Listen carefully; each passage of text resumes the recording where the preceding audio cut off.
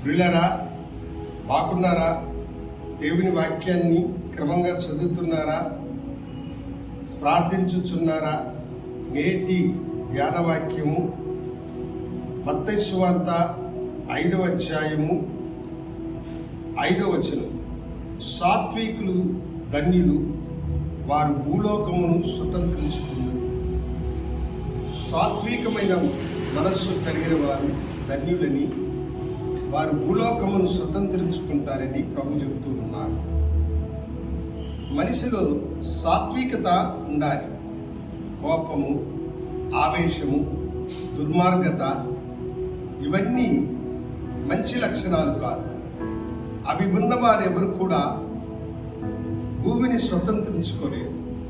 సాత్వికులు ధన్యులు, వారు మాత్రమే భూలోకమును స్వతంత్రించుకోగలుగుతారు. నీవు సాత్వికుడు అయి ఉంటే ప్రభువు నిన్ను ఆశీర్వదించి నీవు కావాలన్న దానిని దేవుడు నీకు అనుగ్రహిస్తాడు. ఈ భూమి మీద సాత్వికులైనటువంటి మనుషులే గొప్ప కార్యములను చేసినటువంటి వారుగా మనము చూడగలుగుతాం. అబ్రహాం లింకన్ సాత్విక గుణము కలిగినటువంటి మనుషుడు. అతడు అమెరికా దేశంలో నల్ల బానిసలను చూసినప్పుడల్లా వారికి తాను స్వాతంత్రము అనుగ్రహించాలని గట్టి నమ్మకము, పట్టుదల కలిగినటువంటి వాడుగా దేవుని సన్నిధిలో, దేవా, ఈ దేశమునకు నీవు నన్ను అధిపతిగా చేస్తే ఈ బానిసలకు నేను విమోచన అనుగ్రహిస్తానని ప్రార్థించాడు. అతన్ని ప్రార్థన అంగీకరించిన దేవుడు ఎన్నో పోరాటాలకు మధ్య అతడు అధ్యక్షుడిగా ఆ దేశమునకు ఎన్నుకోబడ్డాడు.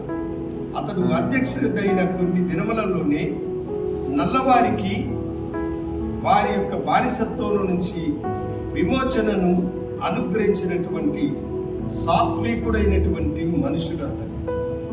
ఆయన మాట శాంతముతో కూడిన మాటలుగా ఉండేది. ఆయన ప్రవర్తన సాత్వికమైనటువంటి ప్రవర్తనగా ఉండేటువంటిది. మనుషులందరూ మాటల చేత ఆయన్ని బాధించాలని చూసినా ఆయన వారికి సాత్వికంతో జవాబునిచ్చినని చరిత్ర మనకు తెలియజేస్తుంది. నీ జీవితంలో కూడా క్రోధము, కోపము, ఆవేశము వదిలి దేవుని సాత్విక గుణమును స్వతంత్రించుకో. ఈ భూమిని నీవు స్వతంత్రించుకునే భాగ్యమును దేవుడు నీకు అనుగ్రహించుగాక.